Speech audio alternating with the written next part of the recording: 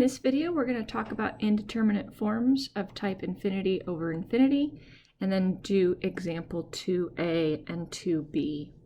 So again, indeterminate means if you plug in and do direct substitution and you ascertain that the numerator is going to infinity and the denominator is as well, you don't know anything, right? We don't know the answer. Right? And it doesn't matter when you do your direct substitution if you get a positive infinity or a negative infinity. Infinity over infinity, infinity over minus infinity, minus infinity over infinity, minus infinity over minus infinity. These are all infinity over infinity indeterminate forms, which refer to them more generally like that. Okay, so just like in example 2, we're going to verify that we have that type of indeterminate form. We're not going to be able to evaluate this limit analytically, so then we'll look at it graphically. And mostly I'm wanting to just review those skills because we haven't worked on them for quite some time.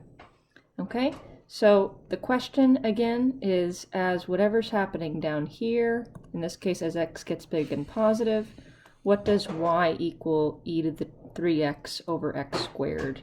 Where does it go? And that's what we have graphed right here. Pretty extreme looking function. Okay, we'll write that question.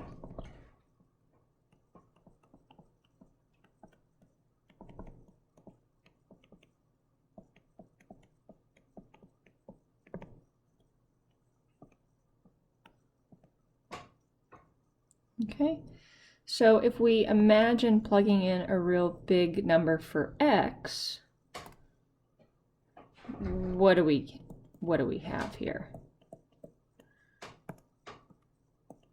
We have e to the 3 times huge. This is a little informal notation here, but it's plenty good. All over huge squared. Yeah, so you've got e to the huge all over huge squared is huge. E to the huge is huge. We've got a huge numerator, happens to be positive, all over a huge denominator, also happens to be positive. So it's an infinity over infinity indeterminate form. We can evaluate this graphically.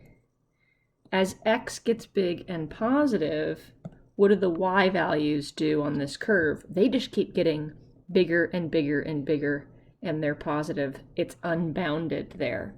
So my answer is, as x gets big and positive, so does y. This limit is positive infinity. Oops, I want to write the limit notation.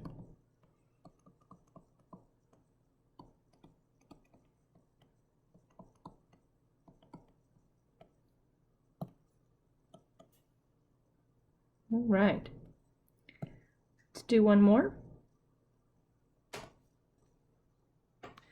All right, so this one's question is, as x approaches 0 from the right, what does ln x all over 1 over x approach? And that's what we have graphed right here. Y is ln x all over 1 over x. Okay, let's write the question. As x approaches 0 from the right, so just think, you know, x is a little bit bigger than 0, 0.00001 maybe, right? What does y equal ln x over 1 over x approach?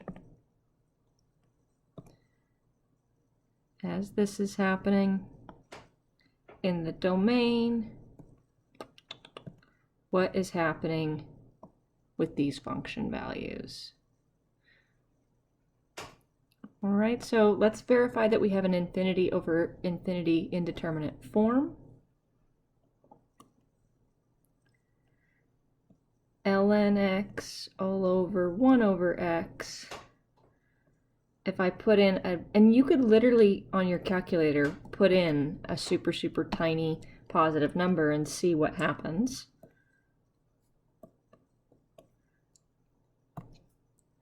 Ln of a tiny positive all over 1 over a tiny positive. Now it's important that this question was framed, what's the limit as x approaches 0 from the right? Because remember, you can't take the natural log of 0 and you can't take the natural log of a negative number. We needed to be in the domain of the natural log for this to be a good question. And if you don't remember the graph of ln x, this is y equals ln x, has a vertical asymptote at the y-axis, and it's going through the point 1, 0. So notice on ln x, as x approaches 0 from the right, ln x is getting big and negative. Right? So my numerator is on its way to minus infinity,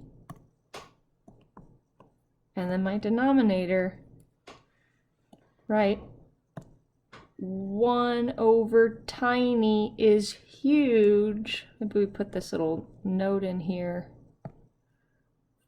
for this guy. 1 over small is big, and you have to decide if it's big positive or big negative. Since my numerator is positive and my denominator is also positive, this is on its way to big positive, because a positive over a positive is positive.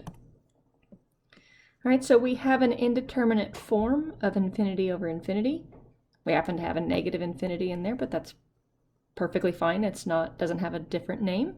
So if we were given this question, we wouldn't have the luxury of like factoring and canceling, right? We would need some new tools, or we would graph it, right? And so if we approach this graphically, x values really, really, really close to 0, but a little bit bigger than 0. Zoom in here. X values really, really close to 0, but a little bit bigger than 0, mapped to y values that are also close to 0. They happen to be negative. You could say for your answer 0 with a little minus up and up above it. So this is, sorry, so like approaching 0 from the left, but it's perfectly fine to just say 0, and that's what I'm going to say, right? X values really, really close to 0 correspond to y values that are also close to 0. Answer 0.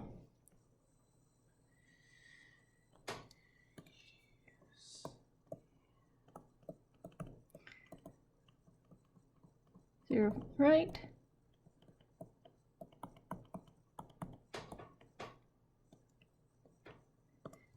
These y values are really, really, really close to 0. Okay? So in our next videos, we're going to be learning L'Hopital's rule and then applying it to these 4 examples that we've just laid out and show that we do in fact get the answers that we were able to get graphically.